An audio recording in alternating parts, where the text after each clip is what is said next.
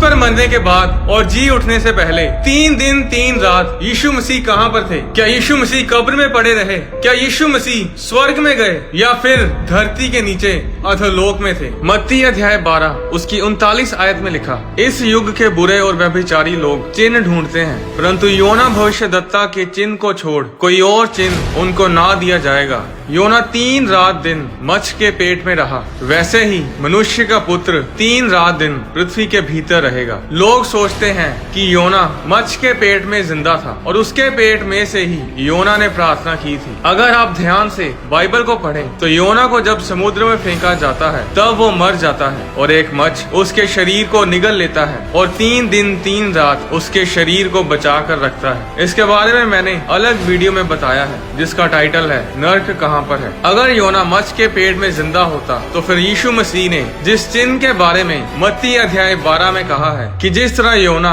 3 रात दिन मच्छ के पेट में रहा, वैसे ही मनुष्य का पुत्र 3 रात दिन पृथ्वी के भीतर रहेगा। योना मर गया था और 3 दिन 3 रात मच्छ के पेट में रहा और यीशु मसीह भी क्रूस पर मरे और 3 दिन 3 रात धरती के भीतर रहे। अब सवाल ये है कि यीशु मसीह धरती के भीतर कहाँ रहे? क्रूस पर मरने के बाद और जी उठने से पहले 3 दिन 3 रात यीशु मसीह ने कहाँ बिताए? इफिसियों अध्याय 4 उसकी 8 में लिखा, इसलिए वह कहता है, वह ऊंचे पर चढ़ा और बंदियों को बांध ले गया और मनुष्यों को दान दिए। उसके चढ़ने से और क्या पाया जाता है? केवल ये कि पृथ्वी की निचली जगहों में उतरा भी था और जो उतर गया ये वही है जो सारे स्वर्गों से ऊपर चढ़ भी गया कि सब कुछ परिपूर्ण करे। यीशु मसीह के क्रूस पर चढ़ाए जाने से पहले धर्मी और पापी लोग मरने के बाद कहाँ जाते थे? लूका अध्याय 16 उसकी 19 आयत में लिखा, एक धनवान मनुष्य था जो बैंजनी कपड़े और मलमल पहनता और प्रतिदिन सुख विलास और धूमधाम के साथ रहता था। लाजर नाम का एक कंगाल घावों से भरा हुआ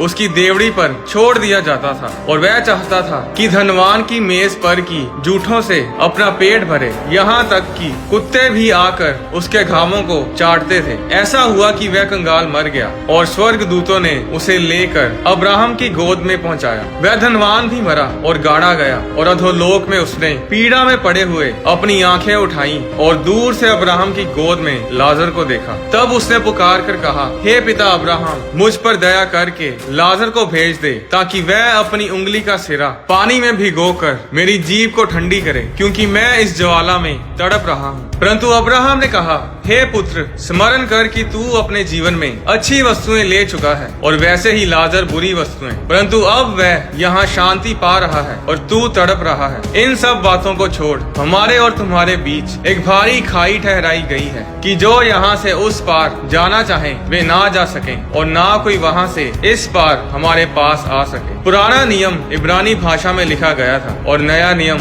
यूनानी भाषा में। जो शब्द पुराने नियम में अधोलोक के लिए इस्तेमाल किया गया है वो है शियोल, और जो शब्द नए नियम में अधोलोक के लिए इस्तेमाल किया गया है वो है हेडीस।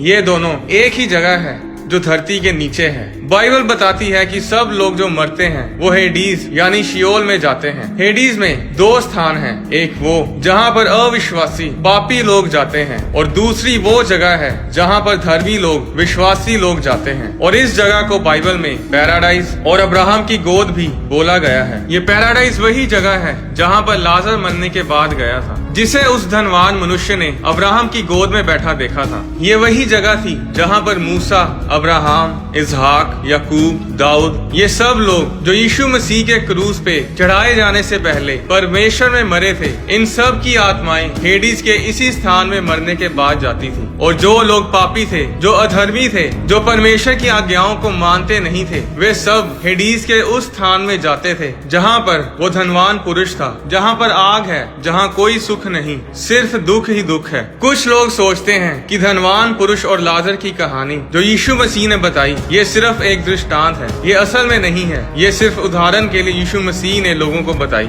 पर ऐसा नहीं है। जब यीशु मसीह दृष्टांत देते थे तब उस दृष्टांत में कभी भी किसी का नाम नहीं लेते थे। बीज बोने वाले के दृष्टांत में यीशु ने बीज बोने वाले के नाम का जिक्र नहीं किया। जंगली बीज के दृष्टांत में मत्ती अध्याय 13 उसकी 24 आयत में यीशु ने कहा, स्वर्ग का राज्य उस मनुष्य के समान है जिसने अपने खेत में अच्छा बीज बोया। इसमें भी यीशु मसीह ने मनुष्य के नाम का जिक्र नहीं किया। मत्ती अध्याय 13 उसकी 44 आयत में यीशु ने कहा, स्वर्ग का राज्य खेत में छिपे हुए धन के समान है जिसे किसी मनुष्य ने पाया और छिपा दिया। इस दृष्टांत में भी यीशु मसीह ने किसी का भी नाम जिक्र नहीं किया। बाइबल में 20 से भी ज्यादा दृष्टांत यीशु मसीह ने लोगों को बताए और सिर्फ धनवान मनुष्य और लाजर की उस कहानी में ही यीशु ने नाम का जिक्र किया। ये कोई उदाहरण नहीं थी, ये एक असली घटना थी। ये लाजर वो नहीं था जिसे यीशु मसीह ने जिंदा किया था। ये लाजर यीशु मसीह के आने से कहीं पहले मर गया था और मरने के बाद अब्राहम की गोद में पहुंचा। पुराने नियम में सब विश्वासी जानते थे कि जब लोग मरते हैं तो उनकी आत्मा कहाँ जाती है। उत्पत्ति अध्याय 37 में हम पढ़ते हैं कि यूसुफ के भाई यूसुफ को बेच देते हैं और षड्यंत्र रचकर ये साबित करते हैं कि यूसुफ को किसी जानवर ने फाड़ खाया है। उत्पत्ति 37 उसकी 34 आयत में लिखा, तब याकूब ने अपने वस्त्र फाड़े और कमर में टाट लपेटा और अपने पुत्र के लिए बहुत दिनों तक विलाप करता रहा। उसके सब बेटे बेटियों ने उसको शांति देने का प्रयत्न किया पर उसको शांति ना मिली और वह यही कहता रहा, मैं तो विलाप करता हुआ अपने पुत्र के पास अधोलोक में उतर जाऊंगा। याकूब ये सोच के बैठा था कि उसका पुत्र यूसुफ मर गया है। याकूब जानता था कि मरने के बाद आत्मा शियोल यानी हेडीज में जाती है और हेडीज में दो स्थान हैं, एक पापियों के लिए और दूसरा धर्मियों के लिए। हम सब जानते हैं कि यूसुफ का चरित्र कितना पवित्र था और ये बात उसका पिता भी जानता था। इसलिए उसे मालूम था कि यूसुफ अगर मर गया है तो वो शियोल के उस स्थान में है जिसे पैराडाइज बोलते हैं या फिर जिसे अब्राहम की गोद भी बोलते हैं, जहाँ पर सब धर्मी लोग जाते हैं। और यही वो जगह थी जहाँ पर यीशु मसीह क्रूस पर चढ़ाए जाने के बाद गए थे। पुराने नियम के सब विश्वासी, सब भविष्यद्वक्ता इसी जगह में थे और जब यीशु मसीह क्रूस पर मरते हैं तो वो इस जगह शियोल यानी हेडीज में आते हैं, जहाँ वो सभी भविष्यद्वक्ताओं को मिलते हैं जिन्होंने यीशु मसीह के बारे भविष्यवाणियां की थी। जरा सोच कर देखिए कि जब यीशु मसीह वहाँ पहुँचते हैं तो यीशु मसीह को देखकर यशाया बोला होगा, देखो ये वही है जिसके बारे में मैंने बोला था कि वो कुंवारी से पैदा होगा और उसका नाम इमैनुअल रखा जाएगा। दाऊद उठकर बोला होगा कि ये वही है जिसके बारे में मैंने भजन में कहा कि वो इसके हाथों में छेद करेंगे, इसके पैरों में छेद करेंगे। मूसा बोला होगा, ये वही पीतल का सांप था जिसे मैंने खंबे पर लटकाया था। अब्राहम बोला होगा, हाँ मुझे याद है जब मैं इसहाक को कुर्बान करने के लिए मोराया पहाड़ पर था तब परमेश्वर ने यही मेमना मुहैया करवाया था। और वहाँ पर एक और आदमी था जो कब से बोलने की कोशिश कर रहा था कि मुझे भी बोलने दो, मुझे भी कुछ कहना है, पर उसकी बारी नहीं आ रही थी। आखिरकार यीशु मसीह बोलते हैं और जो कुछ उन्होंने धरती पर किया वो सब प्रचार करते हैं और जो होने वाला है उसके बारे में बताते हैं। और फिर यीशु मसीह कहते हैं कि चलो अब इस लड़के को बोलने दो जो कब से बोलना चाह रहा है। और वो लड़का लंबी सांस लेता है और बोलता है, मैं वो चोर था जो यीशु मसीह के साथ लटकाया गया था। मेरे पास कोई उम्मीद नहीं थी, मैं शियोल की दूसरी जगह में जाने वाला था।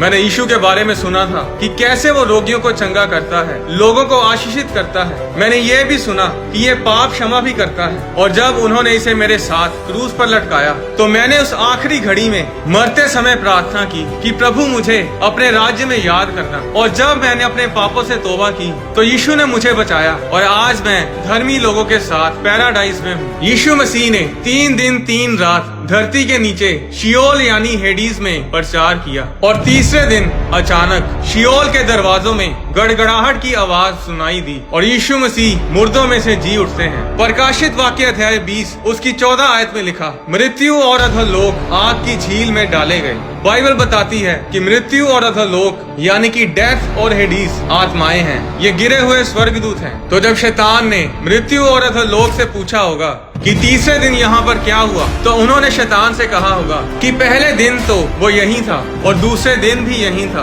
हमें लगा कि बस मसीह मर चुका है। तब शैतान ने पूछा, तो फिर आज सुबह क्या हुआ? उन्होंने कहा कि हमने अधोलोक के दरवाजों में गड़गड़ाहट को सुना, ऐसी गर्जन हमने पहले कभी नहीं सुनी, किसी के चलने की भारी आवाज आ रही थी। और जब हमने पूछा कि कौन हो तुम और यहाँ क्या करने आए हो, और हमने एक भयानक आवाज सुनी जिसने कहा, मेरा नाम विक्ट्री है, मेरा नाम जय है और मैं यीशु मसीह को लेने आई हूँ। उन्होंने शैतान को बताया होगा कि तुम विश्वास नहीं करोगे कि आज सुबह क्या हुआ। वो अपनी उंगलियों पर मृत्यु और अधोलोक की कुंजियां घुमाता हुआ सभी धर्मियों को अपने साथ ले गया। जिस तरीके से मैंने आपको ये सब बताया, इस तरीके से तो बाइबल में नहीं लिखा। ये बस हम कल्पना ही कर सकते हैं कि उस दिन अधोलोक में क्या कुछ हुआ होगा और शैतान कैसे शर्मिंदा हुआ होगा। पर जो बाइबल बताती है वो ये है कि यीशु मसीह मरने के बाद अधोलोक में गए, जहां उन्होंने सब धर्मी लोगों को प्रचार किया और तीसरे दिन वो मुर्दों में से जी उठे और उन सब धर्मी लोगों को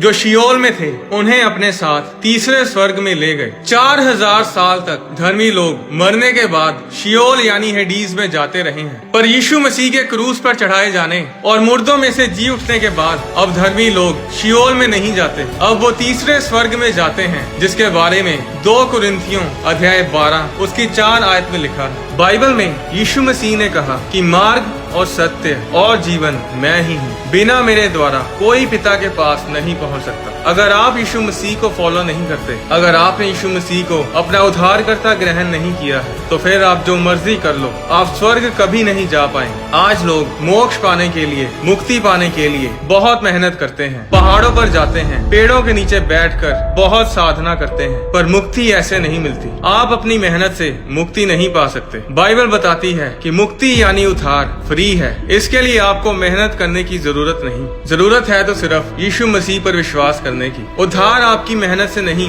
बल्कि परमेश्वर के अनुग्रह, परमेश्वर की कृपा और उसकी दया के कारण हमें मिलता है, जो सिर्फ यीशु मसीह को ग्रहण करने से हमें मिलता है। और उद्धार पाने के लिए आपको किसी चर्च में भी जाने की जरूरत नहीं। आप जहाँ कहीं भी हैं, आप इसी समय यीशु मसीह को अपना उद्धारकर्ता ग्रहण कर सकते हैं। अगर आप यीशु मसीह को अपना उद्धारकर्ता ग्रहण करना चाहते हैं तो मेरे साथ बोलें, परमेश्वर पिता, मैं विश्वास करता हूँ कि यीशु मसीह मेरे लिए इस धरती पर आए, क्रूस पर चढ़े, मेरे लिए मरे और मेरे लिए फिर तीसरे दिन मुर्दों में से जी उठे। मैं अपनी गलतियों, गुनाहों को मानता हूँ और अपने पापों से तौबा करता हूँ। यीशु मसीह, आप मेरे दिल में आए, मैं आपको अपना उद्धारकर्ता, अपना प्रभु ग्रहण करता हूँ, यीशु मसीह के नाम में, आमीन। अगर आपने ये छोटी सी प्रार्थना मेरे साथ की है तो आपने उद्धार पा लिया है। जी हाँ, ये इतना ही आसान है।